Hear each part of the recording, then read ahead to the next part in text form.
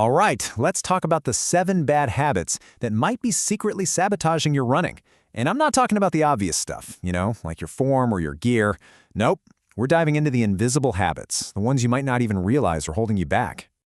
You know that feeling, right, where you're putting in the miles, you're being super consistent, but you just can't seem to break through to that next level. It really feels like you've hit a plateau, like you just keep smacking into this invisible wall. Well, chances are the culprit is something you can't even see. Think about it like a pitcher who's unknowingly telegraphing his next pitch. As runners, we have these subtle, ingrained habits that can totally wreck our performance and our progress. So today, we're going to drag them out into the light. All right, so let's kick things off with part 1, the mindset traps. This is all about the inner game, right? The battle that's happening between your ears before your feet even hit the pavement.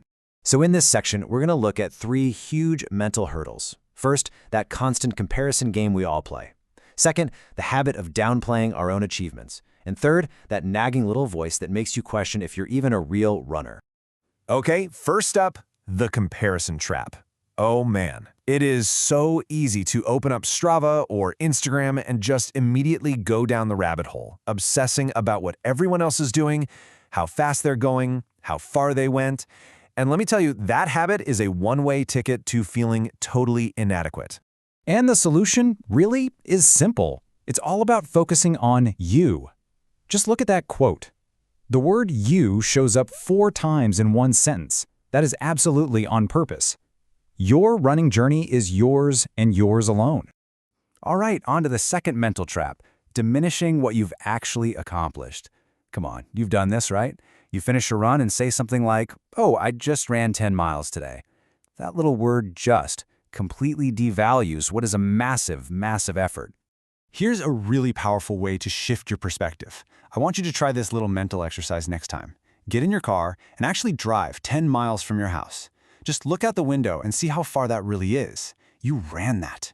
You should be proud of every single accomplishment, big or small. And that brings us to the third big mindset trap. And it's a question that plagues so many of us. Am I a real runner? We create these totally imaginary rules in our heads, like you have to be fast, or you have to run a certain distance, or you can never take walk breaks. But here's the simple, liberating truth. A runner is, well, it's someone who runs. That's it, full stop. That is the only qualification you will ever need. So with that mindset locked in, let's shift gears and look at how our physical habits can hold us back. Okay, so that was the inner game. Now let's get into part 2, the physical traps. These are the actual, tangible mistakes we make with our bodies that can lead straight to burnout and injury. And the 3 big physical habits we're going to cover here are refusing to embrace rest, the big one, running while injured, and of course, neglecting cross-training. So let's dive into habit number 4, this idea that rest is a sign of weakness. We think we have to grind it out every single day.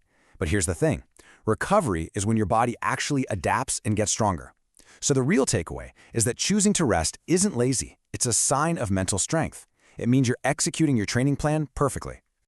Okay, next up, habit number 5, running while you're injured. And let me be really clear here. This is non-negotiable. I'm not talking about those general aches and pains. I mean real pain. Because when you try to run through a real injury, you start compensating, you change your mechanics, and that basically guarantees that something else is going to break down. And here's the brutal math on that. You can choose to take 2 or 3 days off now to heal up properly, or your body will eventually force you to take 2 or 3 weeks, if not months, off down the road. It really is a choice between a small, smart setback and a massive, super frustrating one.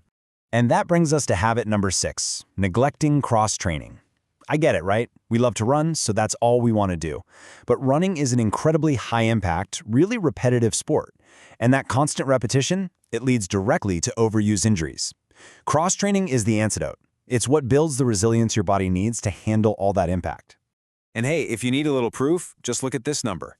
During a single 10K run, each one of your legs is going to hit the ground about 5,000 times.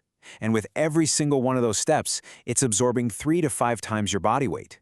That is an insane amount of stress. That's why things like strength training, yoga, or cycling are so important. They give your body a break from that specific, relentless pounding. So, we've covered the mental traps and the physical traps. But there is one final habit that underpins literally everything else. You could call it the foundation that holds your entire running journey together. And what is it? It's forgetting to have fun. It's as simple as that. Because ultimately, if running becomes just another joyless chore on your to-do list, you're not going to stick with it. Losing sight of why you started in the first place, well, that's the ultimate form of self-sabotage.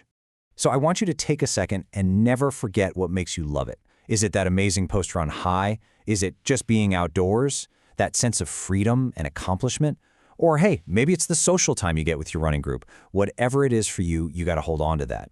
Because, when you manage all of these habits we've talked about, running stops being just about training for the next race, and it starts to become something much more.